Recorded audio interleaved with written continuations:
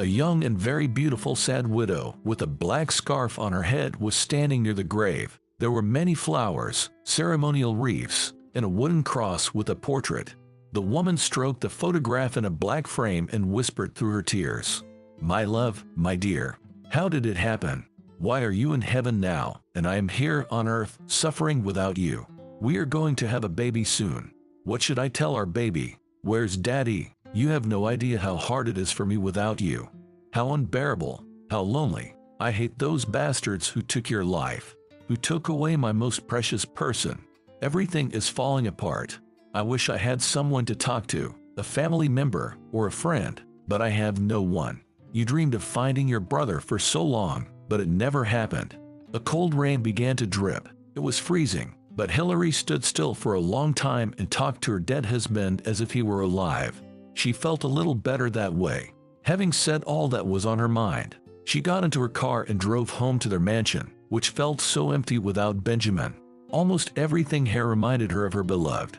His big cup with funny red hearts, which Hilary had given him for Valentine's Day, was still standing in the kitchen. Expensive suits and shirts were still hanging in the closet, and his razor was still in the bathroom. The grief-stricken widow couldn't force herself to put it all away. She still couldn't believe that Benjamin would never come home again and hug her, or whisper to her as he always did, "Hello, my darling.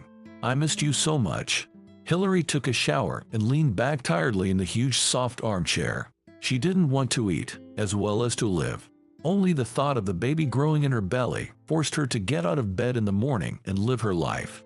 The woman closed her eyes and fought back on her and Benjamin's life. Before meeting her husband, Hilary was an ordinary seamstress, and after graduation, she worked in one of the ateliers as an assistant. Hilary's parents died when she was only 3, and she was raised by her elderly grandmother Lucy.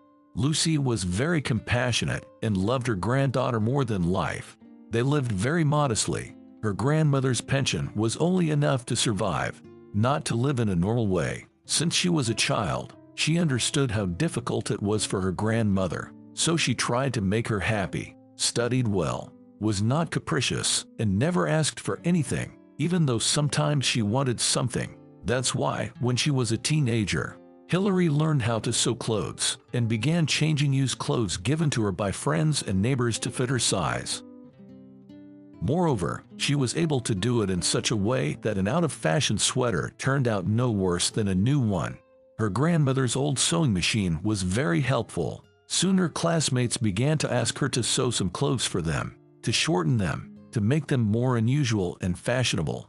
Everyone was happy. Hilary got some pocket money, and her classmates got what they wanted.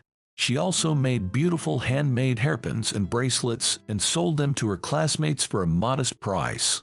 Grandmother, noticing her passion and ability to sew and her creative mind, advised the girl to learn to be a professional seamstress. She used to say, "It's a good skill. You'll always have enough money, and you'll be able to find a job anywhere."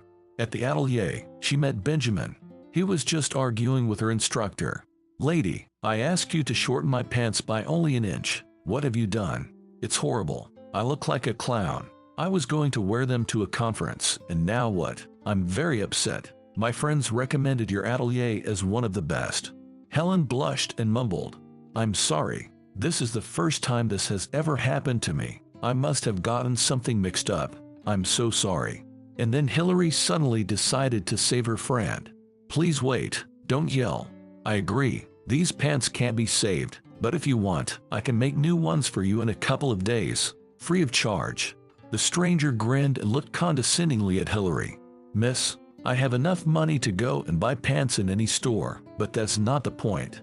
Those were my favorites. I bought them in another country. Oh, and the conference size the day after tomorrow, so you won't have time."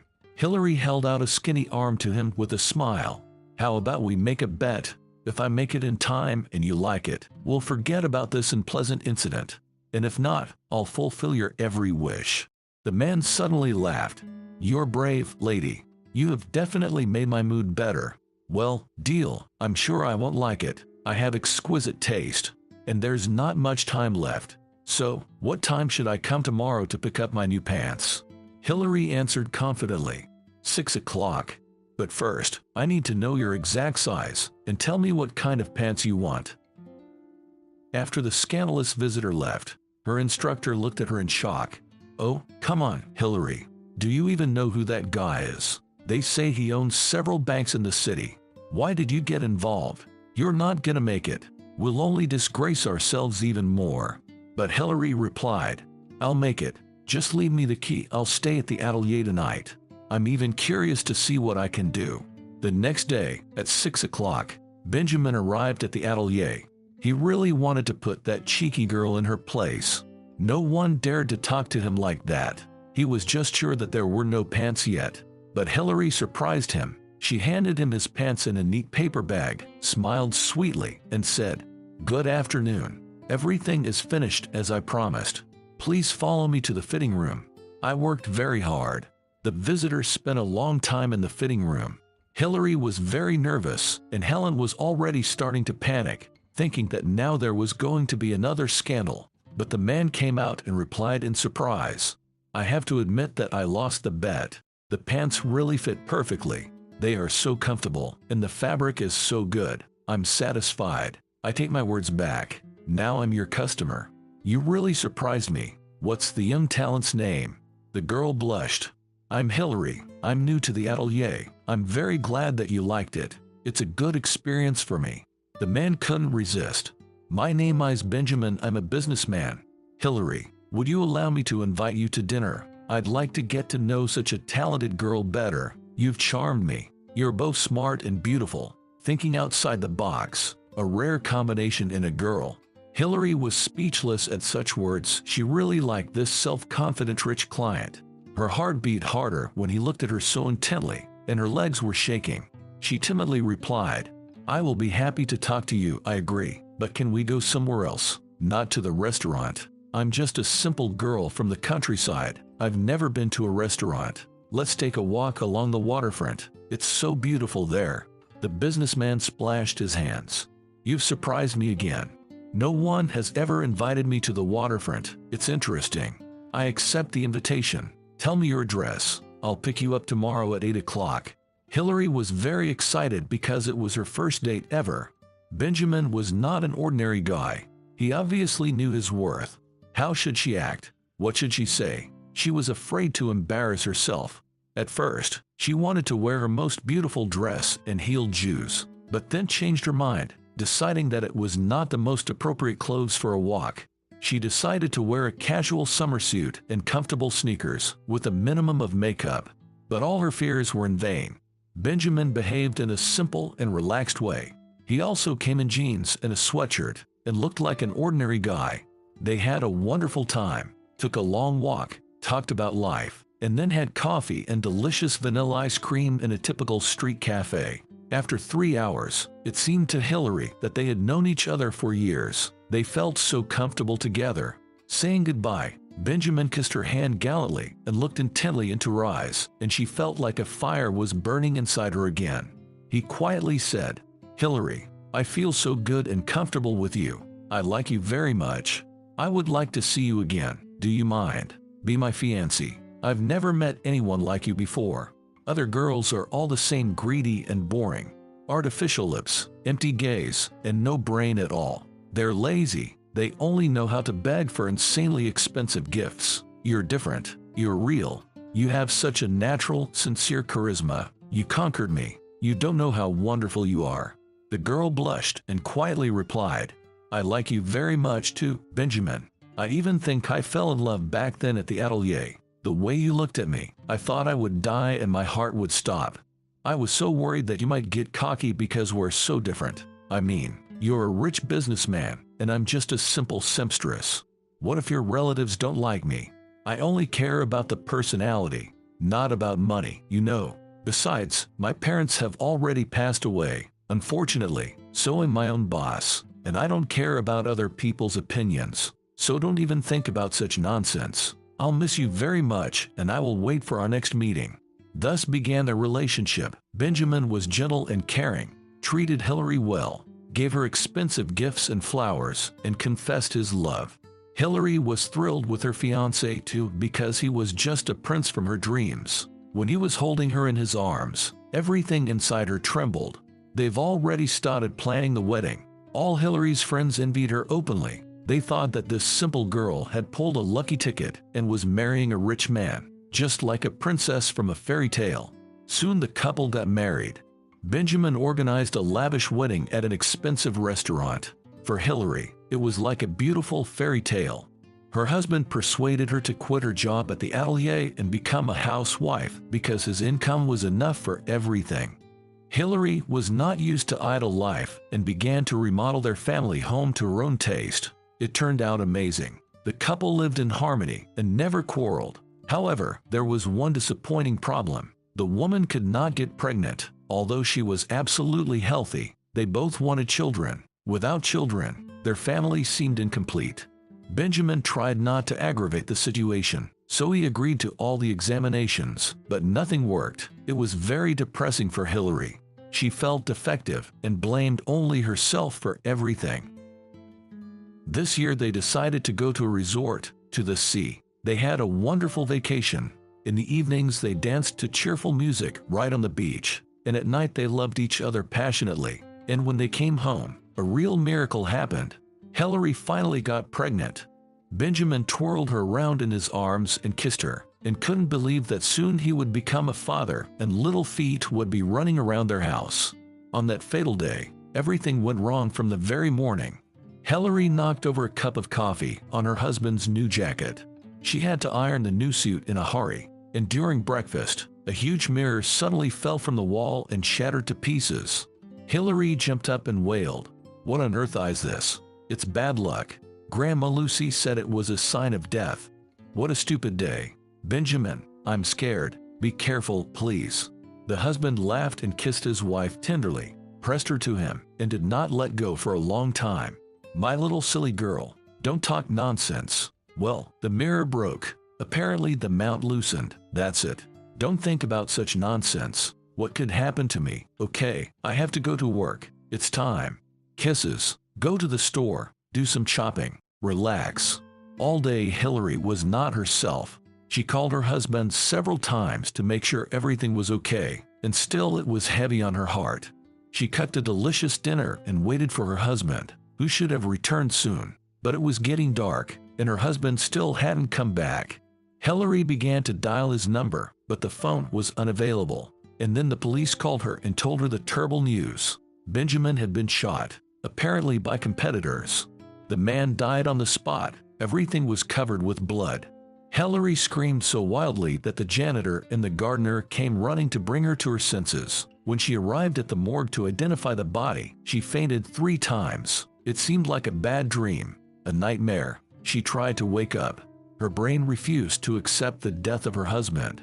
Further, everything was like a delirium, funeral, crying, grief. At the cemetery, everyone sympathized with her, but she looked through the crowd and realized that all these people were strangers to her.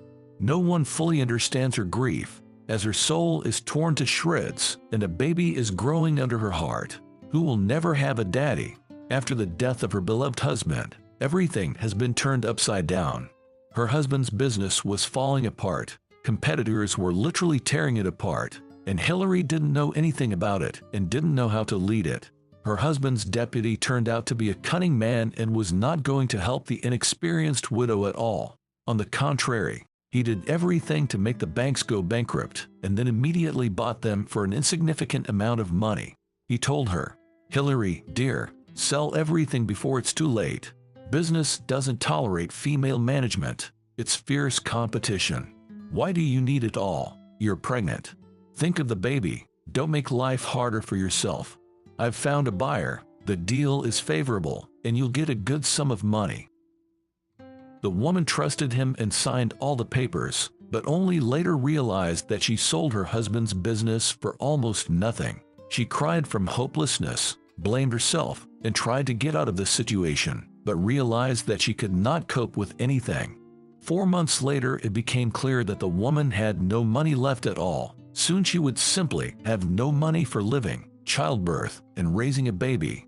She counted the money that was left in Benjamin's safe, and she was getting scared. The childbirth was coming. She had to buy everything for the baby. The mansion also required expenses. The janitor and gardener had to be paid, and the utilities had to be paid. Where would she get the money for all this? And now, after visiting her husband's grave, she thought back to the story of his brother and regretted that Benjamin had never been able to find him. At least there would have been someone close to her. Benjamin was older than his brother, Brian, so he took care of him and loved him from his early childhood. Brian was weak, was often sick, and was afraid of everything. He always tried to hide behind his big brother. It often happens in families that the older child doesn't accept the younger one or is jealous that they get less attention now. But for some reason, Benjamin loved this baby right away when they brought him home from the hospital. Brian smiled at his brother with his toothless mouth and stretched his little arms toward him. Benjamin gladly helped his mother to babysit his little brother, feed him, and change his diaper. Their parents liked extreme sports from their youth. They loved to go to the mountains. It was not just a hobby, but the meaning of their lives. After the boys were born, they didn't stop traveling. Their parents asked an elderly neighbor to babysit the kids. That sweet elderly lady had no children, so she was happy to take care of the boys. But their neighbor couldn't understand how their parents could leave the boys at home and go away for a long time. Moreover, risking their lives without thinking about the future of their children.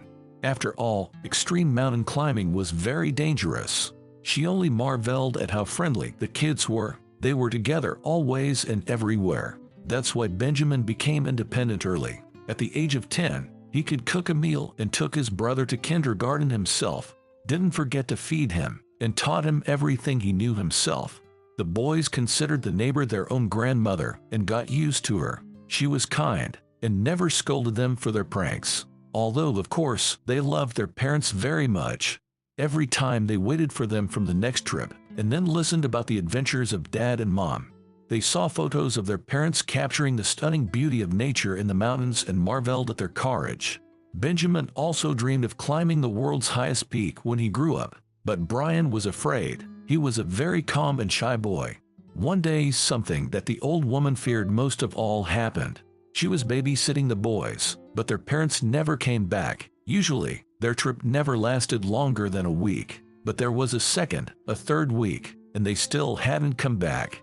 The money they had left for food and living expenses was running out. The boys were also missing them and kept asking when their mom and dad would come back. The frightened woman realized that something was wrong and involved the police. It turned out that their entire hiking group had been hit by an avalanche, and no one had survived that fateful hike. So, 10-year-old Benjamin and 5-year-old Brian were left orphans. The neighbor was shocked. The kids were hysterical. Benjamin instantly matured. He held his brother in his arms and comforted him while Brian cried non-stop. She felt so sorry for the children that she even wanted to take custody of the boys, but she was too old. The social services didn't let her, so the children were sent to the orphanage.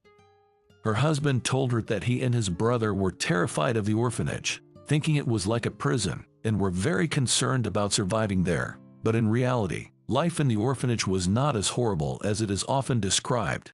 No one abused or beat the children. They were well fed, and on holidays they even gave them chocolates and sweets. Benjamin became even more protective of little Brian, gave him all his sweets, helped him in his studies, and didn't let anyone hurt his brother. He always tried to support Brian, who was weaker in spirit and often cried at night, covering his head with a blanket.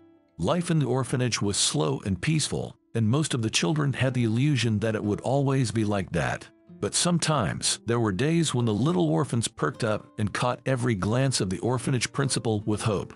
The orphans knew that if the principal appeared in the hallway, some of them had a chance for incredible change. Some were lucky enough to be adopted. The boys were sure that both of them would be adopted. They missed the comfort and warmth of home. The cold, gray walls of the orphanage felt like pressure, depressing them, and often they just wanted to cry. One day, two married couples came to their orphanage. One couple was very wealthy. They were well-known entrepreneurs. They already owned commercial banks. The couple could not have children, and they never considered surrogacy. Marie and Peter decided to find an heir in the orphanage, long and meticulously studied the personal files of the children, so that the child would be healthy and with good heredity. Then the principal showed them Benjamin's and Brian's personal files. She told them about their parents' tragic deaths. praised them, and kept hinting that they should not separate the brothers. The children would suffer from separation, missing each other. It is not common to separate brothers and sisters. It is such a trauma for the children. The rich people looked closely at both brothers, thought for a long time, and patiently listened to the principal, but still decided to adopt only one child, Benjamin. They refused to adopt both kids, thinking that they were already 40 years old and they might not have time to bring up little Brian. And Brian was adopted by an ordinary family of 2 teachers. The couple lived modestly, but still had a good chance of being approved for adoption, as they had their own house and a good car. When Benjamin realized that he and his brother were being separated and would live in different families, he became hysterical, grabbed Brian, and even wanted to escape with him.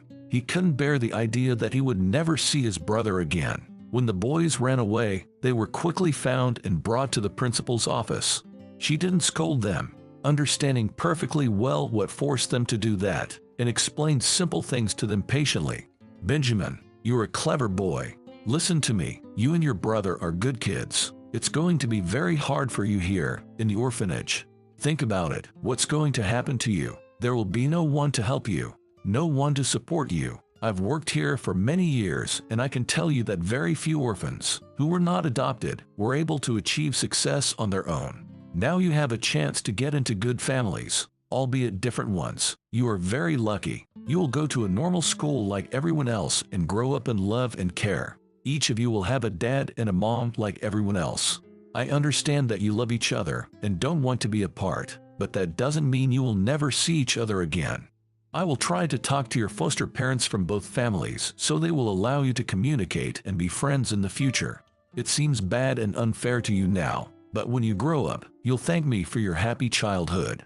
Both brothers sighed and nodded their heads. The goodbye was tearful, and they could barely tear the brothers away from each other. Benjamin whispered to Brian, "Brother, I'll find you. I won't leave you. Trust me and wait for me. Obey your new dad and mom, they are good." So the brothers were separated, not for a while, but for their whole lives. Benjamin was growing in wealth and had the best of everything. His parents loved him and bought him expensive stuff. His father gave him his last name and was very proud of his son. His new parents never called him adopted.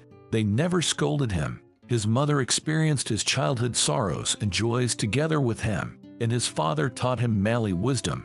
On weekends they often went fishing and riding on a motorboat. There was always only trust between them. Benjamin sincerely loved his foster parents, and they loved him too.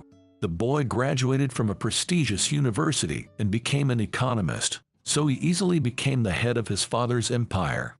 His parents adopted him when they were already 40, so they passed away early, and Benjamin ran the banks alone. He had always loved his foster parents and was eternally grateful to them for a happy childhood, love, and care. He felt that he was loved, that he was not a stranger in this family. But all these years Benjamin could not stop thinking about his lost brother. He repeatedly asked his parents to find the address or names of the family that adopted Brian, but his father and mother only shrugged their shoulders. After all these years, how could they remember? And then he'd met Hilary, and they got married. Hilary remembered that her husband had been trying to find his brother all the time. He kept their last photo together from the orphanage. The businessman hired private investigators and involved various organizations, but everything was in vain. The head of the orphanage where they grew up died long ago, and all the papers were ruined in a fire. Benjamin couldn't remember the last name of the couple who adopted Brian. He was worried about his brother, and he felt guilty that they had been separated. After all, he lived in luxury, and it was still unknown how Brian's fate had turned out. Hilary understood her spouse's worries, tried to support him in everything, and also wanted them to find each other and finally meet. And now, after her husband's death, Hilary often thought of the story and regretted that there were no close people to support her. After crying all night, Hilary woke up in a terrible condition. Her whole body ached and she felt nauseous. She frantically wondered where she could get money for a living. The woman began to rummage through Benjamin's belongings, not knowing why, probably out of desperation. Suddenly she found her husband's debt book. He often lent money to his acquaintances out of his own funds, quickly and at a high interest rate. if their credit history didn't allow them to get a loan from a bank. This made good profits, although often such troubled clients delayed repayment. His deputy interacted directly with the clients and lent money. Benjamin only wrote down their names and addresses. Out of desperation, Hilary took the debt book and began to read it. There were 4 debtors who were 3 months overdue, and her husband had even put special marks next to their names. The woman decided that this was her last chance and went to ask the debtors to return the money. She honestly told about the difficult situation she was in and hoped for understanding. But 2 people promised her that they would try to return the money as soon as possible, and the third did not even open the door, but there was one last address. The woman went to the next debtor without much expectation. The house was old and shabby. It was obvious that some poor people lived there.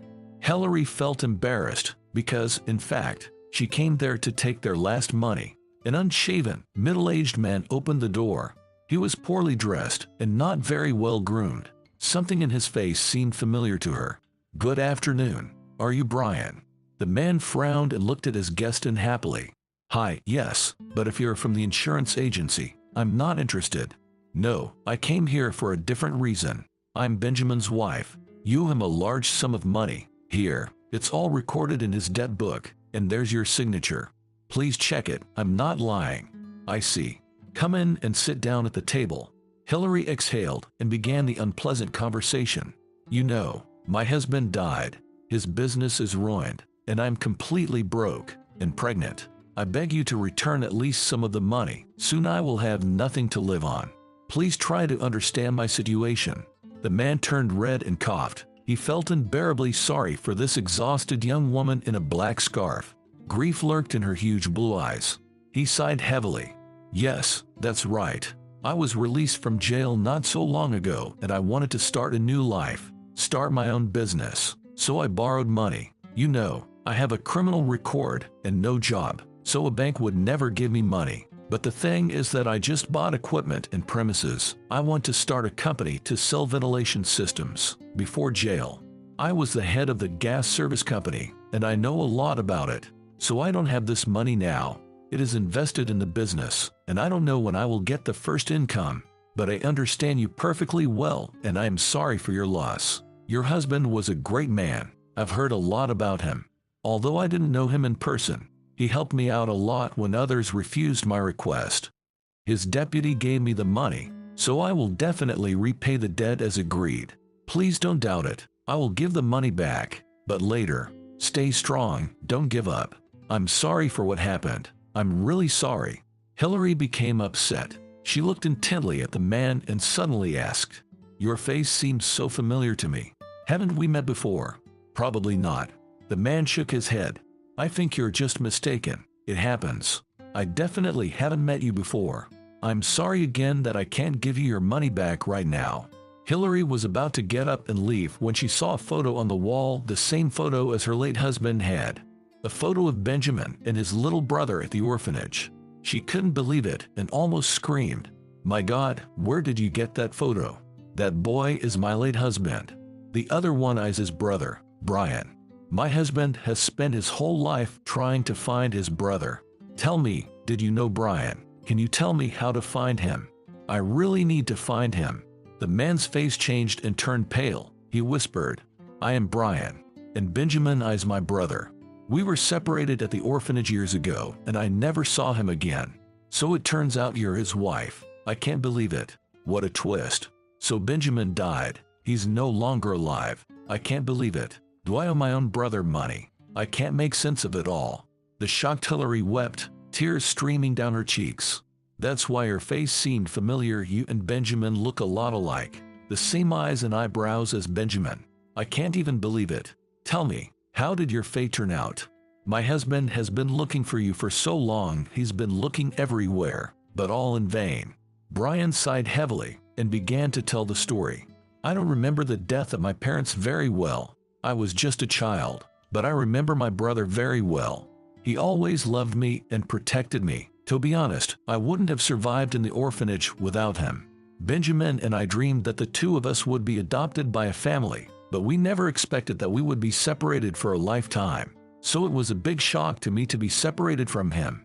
I was adopted by a family of teachers. They lived modestly, like everyone else. They didn't abuse me, but I never became a real family member for my foster parents. As soon as I grew up, my parents hinted that it was time to become independent and leave the house.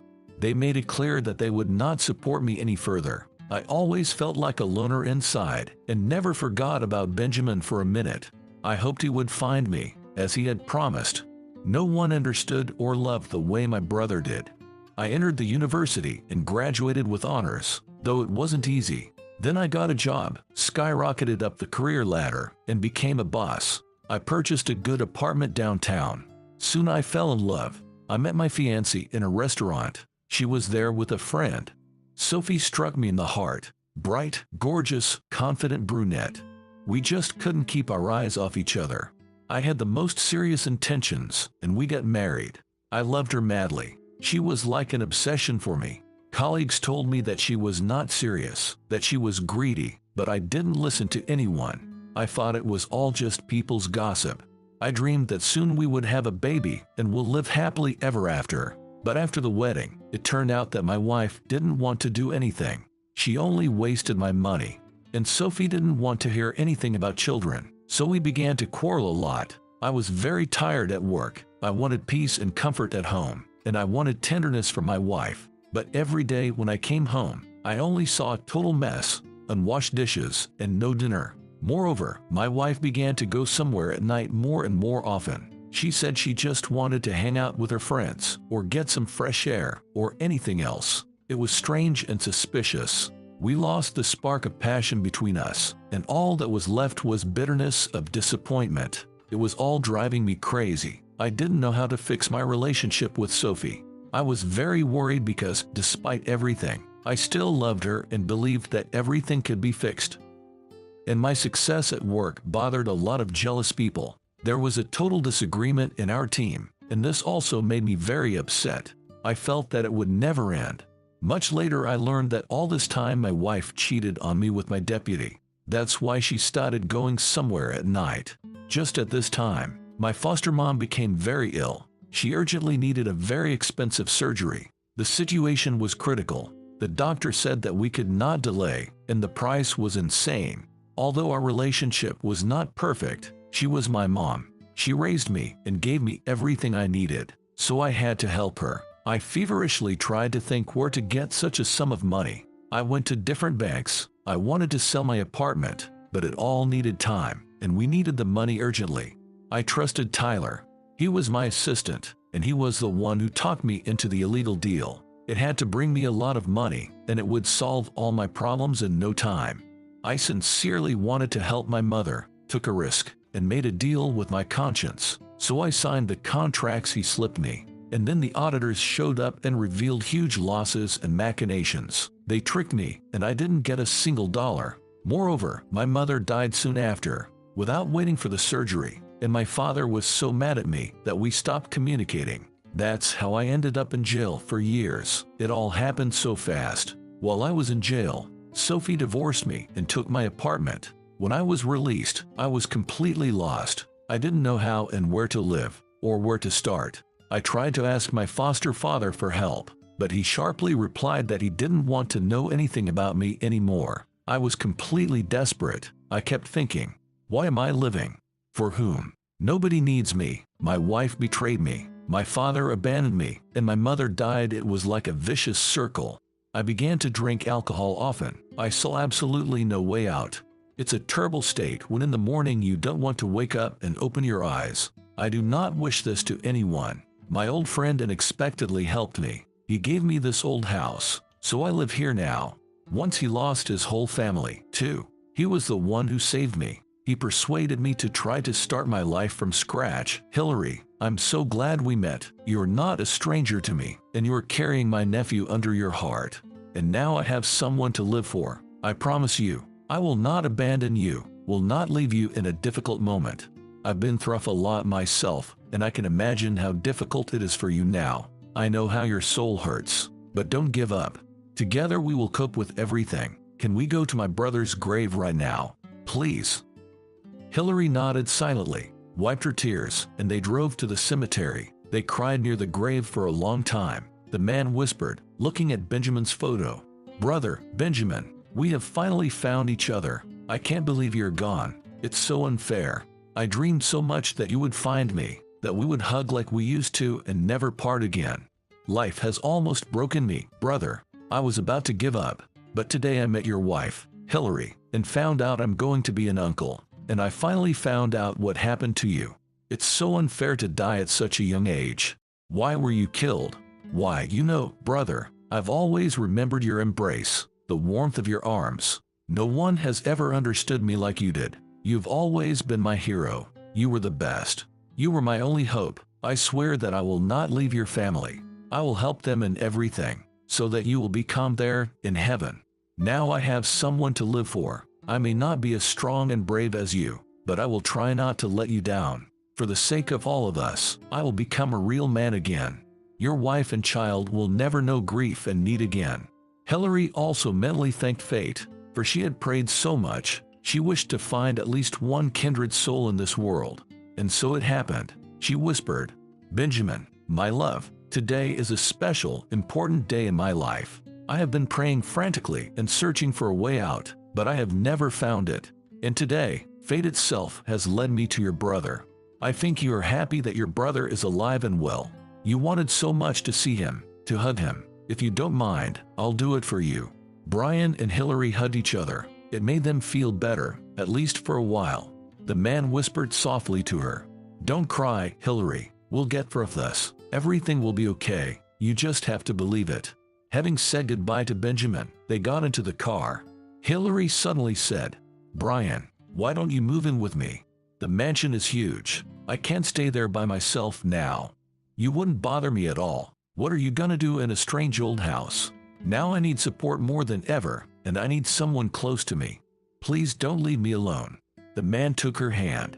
"Of course, Hilary. I promised I'd be there for you. I'll pack all my belongings today and move in tomorrow. In order to have enough money to live on, you and I will think it over, open a business and run it together. I hope the business will go well, and neither you nor my nephew will be in need of anything. I'll do my best to make it happen. I won't take any more risks. I have no right to let us all down." From that day on, the young widow's life began to get better little by little. Brian was by her side, developing his pipe and heating system repair company. The man had a lot of experience in management in this field. Hilary gave him the rest of her husband's savings without hesitation for business development, and things started to get better. Hilary did not remain idle either. She remembered how she used to love sewing and began to work from home. While working, bad thoughts went away and time went faster. Besides, the income was not bad. But most importantly, she had peace of mind, because now there was a man who cared about her life, her sorrows, her problems. She saw how much Brian tried to take care of her every evening. He brought fresh fruit, bought vitamins, and drove her to the doctor. And when Hilary's water broke in the middle of the night, she was confused and started screaming, "I think I'm going into labor. What should I do? It's too early." Brian instantly realized what was happening and decided not to wait for an ambulance. He drove Hilary to the hospital himself. On the way, he cheered her up as best he could. He was waiting in the corridor until he was informed that Hilary had given birth to a daughter and that both she and the baby were fine. Only then did he exhale a sigh of relief and go home. He was happy to be an uncle to the little princess. The next morning, someone shouted outside the hospital, "Hilary, look out for a minute, please." Other women woke Hilary up. "Get up." Brian's jumping under the window, rejoicing. Men are just like children. Hilary's heart warmed. She smiled and looked out the window, waved to Brian. He shouted, "Thanks for the niece. What name shall we give her? Should I bring you anything? Write a note for me. I'll wait downstairs. I'll buy everything you need." The woman laughed and began writing the list, happy that she would be welcomed home, that she was no longer alone. She whispered, "Benjamin, you have a wonderful brother. He's so protective. He takes care of us. Honey, what are we going to name our daughter?" She used to talk to her late husband mentally and ask for advice, believing he could hear her. That night, she had a wonderful dream. Benjamin was stroking their little girl asleep in her crib and whispering, "My dear Hope, my little sunshine, Be happy, my little girl. Daddy will be watching you from heaven." Hilary stood up, looking around. She called out, "Benjamin, my love, where have you gone? Don't go." But there was no one in the room. The woman realized that it was a sign that her husband wanted their daughter to be named Hope. When Hilary was feeding her baby girl, she wanted to laugh and cry at the same time. Here it is, her little happiness, her dearest treasure, but her daddy was not with them. When Brian went to pick up the girls from the hospital, he proudly took Hope in his arms, holding her gently like a crystal vase, seemingly not even breathing. The nurses laughed. "Congratulations, Daddy. Are you already planning a second child?" The man was a little embarrassed and replied, "Unfortunately, I am not a father to this little princess. I'm her uncle."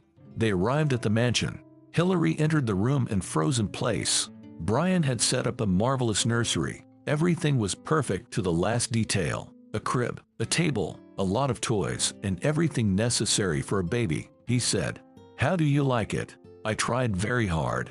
Okay, shall we go to dinner?" The woman cried tears of joy when she saw the table set with love. Hilary hugged Brian warmly. "Thank you, you're the best. You take such good care of me. I didn't even expect this. Everything is wonderful." Every week, Hilary and Brian came to Benjamin's grave, told him how his daughter was growing up, and shared their sorrows and joys, believing that he could hear them. That chance meeting really made them a true and strong family, where everyone cared for each other. No one knows how life will work out in the future, but if there is a truly loving person by your side, you can handle everything together. All right, everyone's presentations are done. Nick, the manager, said as he tried to move the discussion forward. "Excuse me, I haven't. I recently found out something." Nick interrupted me and began to speak. "There's apparently someone in this department who didn't graduate high school and is just a part-timer. Meetings should be for employees only." Absolutely right. His lackey, Mike, of course, agreed with Nick. "I'm leaving." After leaving the meeting room, I started to shut down my computer. I noticed that an email had arrived, not in my personal inbox, but in the company's shared email. Thinking, there's no point in speaking up, no one will listen, I went home quietly. The next day, I heard a commotion from Nick's desk. He was staring at his computer screen, his face pale. "Nick, is something wrong?" Mike looked at the screen with him. And he turned even paler than Nick. Why is he so angry? Knowing the reason for Mike's distress, I thought to myself, serves them right. My name is Adam. My mother passed away when I was in the 9th grade, and I was raised by my father. Well, you could hardly call it being raised. After my mother passed, my father changed. He drowned his sorrows in alcohol, and though he still went to work, he squandered our living expenses on horse racing. Because of that, I had to start working part-time as soon as I entered high school. Every month, I went to the convenience store with bills in hand that couldn't be auto-deducted from my father's account. Even though I endured it because I didn't want to be alone, I reached my limit in my 2nd year of high school and dropped out. I found a live-in job at a distant inn. Thank you for everything. The day I left home, my father, still staring at the TV, spoke. Take care. That was our last conversation. Back then, 18 wasn't the age of majority, so I needed my father's permission to work, and I couldn't hide my place of employment. Yet, my father never visited me even once. I kept working just to survive, and before I knew it, I was 42. Years of hard work paid off, and I was transferred to the headquarters. I was thrilled to be recognized by the company, as I thought I'd be working in the field until retirement due to my lack of formal education. Listen up. Our work can change the future of our employees. Don't drag us down. On my first day after the transfer, Nick, dressed in an expensive suit, spoke sternly. There was a reason for this. Our inn was located in a prominent tourist destination, known so well that everyone in the state could sing its commercial jingle. At its peak, we had 5 locations within the state. But that was long ago. Due to financial difficulties and aging facilities, only the place where I had worked for many years and the original establishment remained. I was prepared to lose my job anytime, but now there was a glimmer of hope. With the rise of social media, the tourist area where the inn was located started gaining attention again. Depending on how hard the sales department, where I was transferred, worked, We could either thrive or be forced to give up this prime location to the new hotel chains continuously popping up. For Nick, who had switched careers from another industry to strengthen our sales, this was a battle he couldn't afford to lose. I understood why he had to be strict. I will do my best. Nick sneered at my enthusiastic declaration. Did you not hear what I said? I'm sorry. I thought I was listening carefully. Out of habit from years of customer service, I apologized reflexively, though I had no idea what had offended him. Someone was watching me with a smirk. In this department, there are those who are expected to excel and those who have been shoved here because they have nowhere else to go. You are the latter. It was Mike, the section chief. He's 7 years younger, at 35. But he was called to headquarters much earlier than I was and had been moving around within the headquarters ever since. I'm not jealous, but I can't accept that he's my boss. Graduating from a prestigious university, he has an unusually high pride and caused many problems as a newbie, making things very difficult for me when I was the front desk leader. When I found out Mike was transferred to the sales department a month before me, I was disheartened. Mike is right. With just a middle school diploma, there's not much you can do. Don't even think about achieving results. As if I didn't exist, Nick remarked, I'm thirsty. Mike eagerly ran to the coffee maker. It seems Mike is Nick's lackey. I regretted being happy about my transfer to headquarters, wishing I had stayed on site forever. Send a direct mail to every company on this list by the end of the day. Nick only assigned me tasks that even a new graduate could handle. What? There are over 1,000 companies. You want me to send to all of them by today? Yes, if you and your fellow misfits split the work, even those with nowhere else to go should finish by today. I glanced at the employees typing away expressionlessly. They were worn out from customer service, only thinking about leaving on time, or were women reassigned after having children, with zero motivation for work. Even Sam, a new graduate from the same university as Mike, who was supposed to be among the expected achievers, had no enthusiasm for the job, having joined the company wanting to do customer service. I don't care what they say, I plan to quit anytime, he said. Only Nick and Mike were highly motivated, making all the decisions between the two of them. I originally only wanted to work at the inn to survive and had no particular attachment to this job. I swallowed my words, thinking I had no right to reprimand them. About a month after the transfer, Nick told us with a frustrated look. To commemorate the 50th anniversary, we've decided to create a plan exclusive for one group per day. Originally, Mike and I were supposed to come up with it, but our president, Mr. Thompson, insists on hearing everyone's opinions. So, you all get a chance. As Nick explained, Mike began handing out prints. Make sure not to embarrass Nick. If your ideas are half-baked, you'll have to redo them. It seemed that they had printed his handwritten notes by Mr. Thompson, which included several questions and a section for free responses. It made sense why Nick had to seek our input, given that all responses had to be submitted to Mr. Thompson. We were given a week to think about it, and a meeting was scheduled to compile our ideas. My plan is to let guests enjoy both the old and modern America. Nick began the presentations. Guests would watch a master confectioner at a nearby traditional sweet shop make sweets in front of them. The welcome drink would be premium tea in a bottle. Nick's plan was certainly attractive. After his presentation, Nick called on us to present in the order we were seated. Just as I stood up for my turn.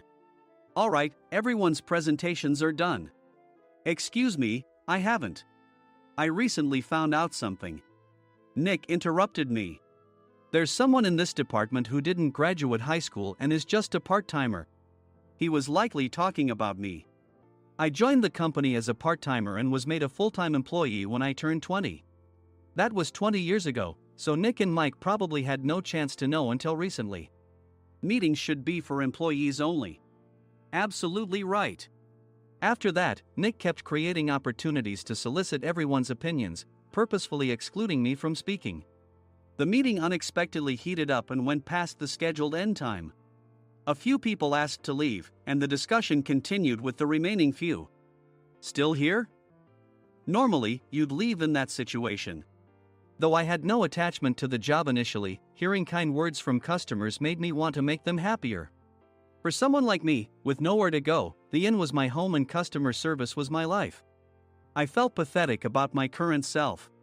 I'm leaving. I left the conference room and started shutting down my computer. I noticed an email had arrived, not in my personal inbox, but in the company's shared email. Thinking no one would listen to what I had to say anyway, I quietly went home. The next day, while preparing the DM as instructed, I heard a commotion from Nick's desk.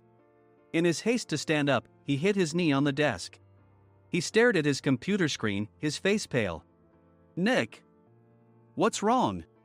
Mike, thinking he should be the first to rush over, approached Nick while still wearing his coat. He peered at the screen with Nick.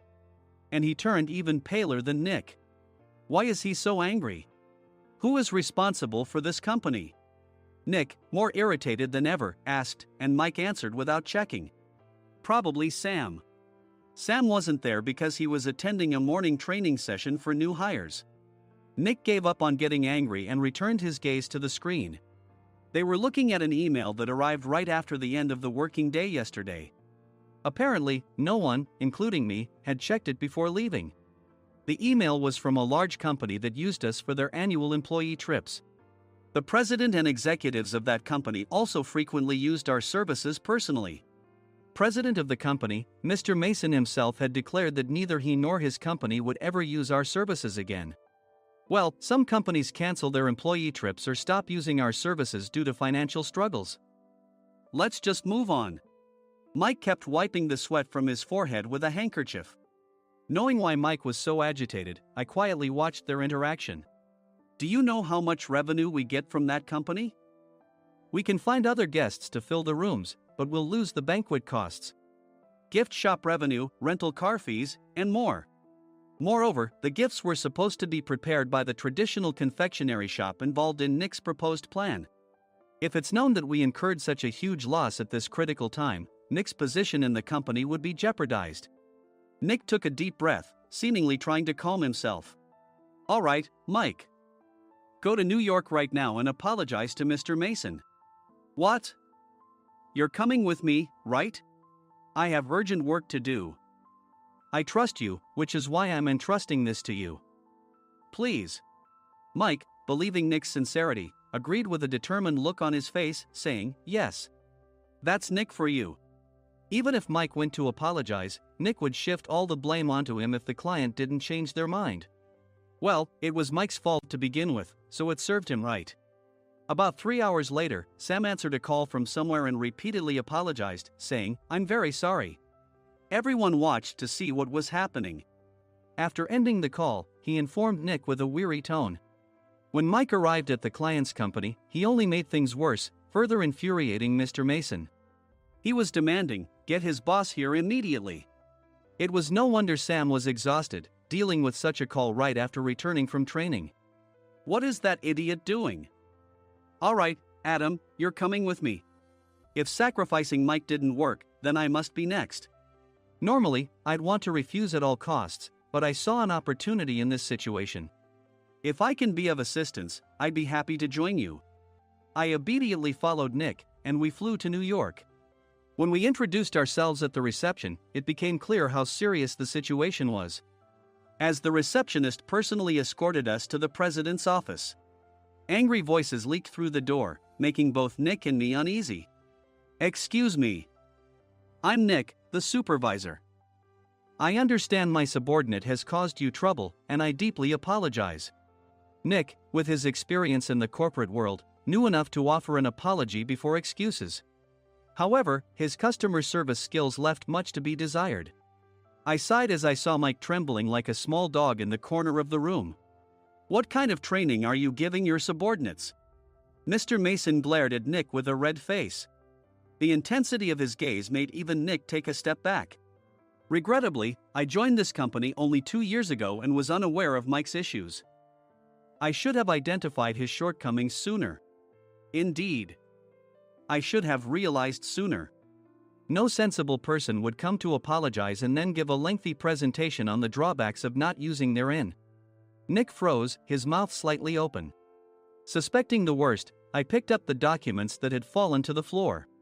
It seemed Mike hastily prepared these documents on the plane, listing the disadvantages. Disadvantage 1: if you change the venue for the company trip, employees might suspect it's for cost-cutting reasons, leading to a negative impression. Reading it aloud half-jokingly, Nick snatched the papers from my hand and checked the contents with a furious expression. Among the stack of documents was a receipt from a nearby convenience store's copy machine. I felt a pang of dread, hoping he hadn't shown the receipt as well. What do you think he said when I asked what kind of nerve he had to do this? I'm very sorry. Faced with the dire situation, Nick must have thought there was nothing left to do but apologize. In a voice smaller than I'd ever heard from him, he uttered words of apology. He said, "I'm a Harvard graduate. I don't believe I said anything wrong." "Mike, what have you done?" Forgetting his plan to pin the blame on Mike, Nick yelled loudly, even in front of Mr. Mason. "I didn't do anything wrong." "You're still saying that? Look at him." Mike pointed at me with a shaking hand. "I was assigned to headquarters in my 20s and now I'm a section chief. This guy only made it to headquarters at 42. Everything I've done proves I was right. So why are we losing the contract?" Having said his piece, Mike collapsed to the floor. "Of course. You were sent there because you had nowhere else to go." Mike never expected to hear such words from someone he looked down upon. He lunged at me, and Nick hurriedly stepped in to stop him. "Mr. Thompson told me Mike is a quick thinker, and to take good care of him." There's no way he was pushed aside. "Don't make things worse here. He didn't say quick thinker, he said only quick-witted, didn't he?" I don't remember that part." I recalled the many troubles Mike caused when he was a newbie. When Mike was on the front line, his pride was so high that he never apologized to customers. Customer service, especially in our job, doesn't work alone. It brings both good and bad situations. If the front staff or housekeepers made mistakes, or the cleaning company didn't properly clean a room, one had to apologize to the customers regardless of personal fault. Mike, in such situations, would never apologize, insisting he wasn't at fault. This often angered customers, and as the front desk leader, I frequently had to apologize on his behalf. He caused complaints and disrupted operations, which is why he was quickly moved to headquarters. In departments where he didn't interact directly with customers, his quick thinking was beneficial and things went well. But it seemed his flaws were starting to show. Corporate reservations are supposed to be entered into the system by the sales representative. But a quick check yesterday revealed that more than 10 items were missing from the client's reservation. The handover document clearly stated what needed to be prepared. Why didn't you enter it into the system? Why do we have to give them special treatment? Filling rooms near the banquet hall, setting up all the food in advance. Specifying the brand of wine, they're too demanding. No wonder he always angered customers, I thought, feeling a headache coming on. Grouping them in rooms near the banquet hall is for our benefit too. It makes it easier for the staff to set up beds and serve breakfast since everyone's schedule is synchronized. As for the other requests, Mr. Mason suggested them to lighten our load. I didn't know that. Nick finally seemed to realize that Mike was the one who had angered the client. What did you say to them? I just told them we wouldn't give them special treatment anymore. We shouldn't waste effort on things that don't bring in money. I was utterly exasperated at his lack of understanding of customer service. Of course, we shouldn't comply with unreasonable demands. But carrying over successful practices from past stays makes customers feel remembered and enhances their experience. Good memories encourage repeat visits. That's part of our job. I looked down at Mike, who was sitting on the floor. In our job, nothing is a waste. Mr. Thompson likely moved you to the sales department, hoping you'd finally understand this. How do you think he feels now that you've failed to meet his expectations? Mike, tears in his eyes, fled the president's office. I was amazed he still hadn't apologized. You have it tough, Adam. It's okay, we're all employees of the same company. I deeply apologize for this disrespectful incident. Especially after all the care you've shown us.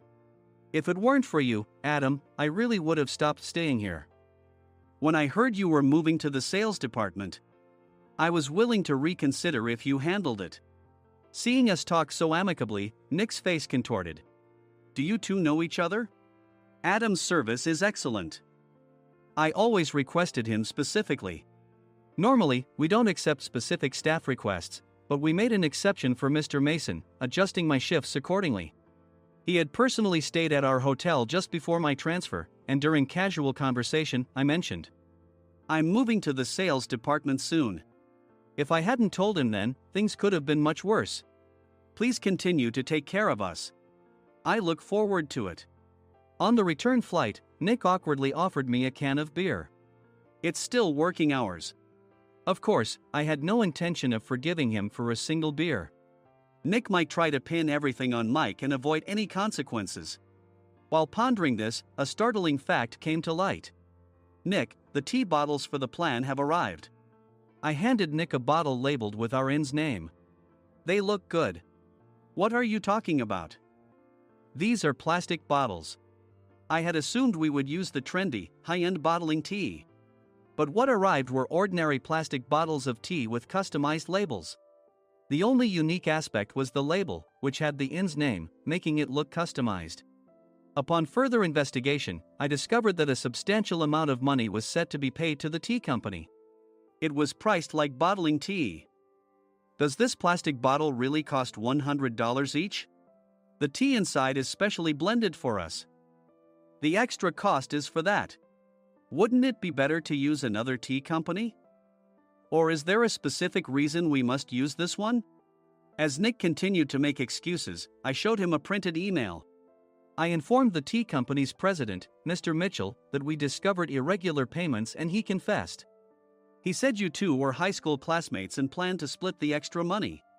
That idiot. Why did he confess? That's not important. You should worry about yourself, this could turn into a police matter. Opening the bottle cap, I suggested. How about calming down with this tea? It supposedly has a relaxing effect.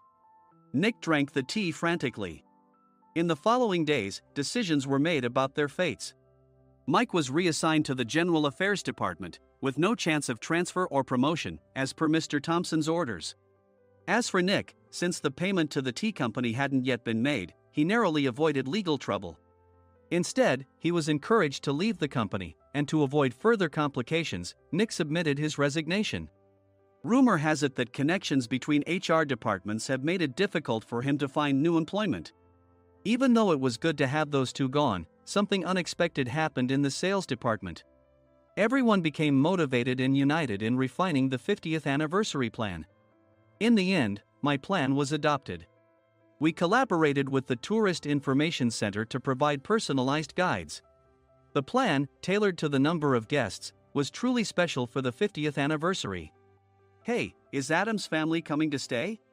I immediately booked that special plan for my family. Sam noticed it on the reservation list and quickly picked up on it. "Yes, I'm inviting my father." "That's great. I might invite my parents too." I lacked the courage to face my father just as Adam. But here, with the confidence Mr. Mason praised, I felt ready. The 50th anniversary plan was a perfect opportunity to reconnect with my father. I hoped to bring back the days when we could laugh together as we once did.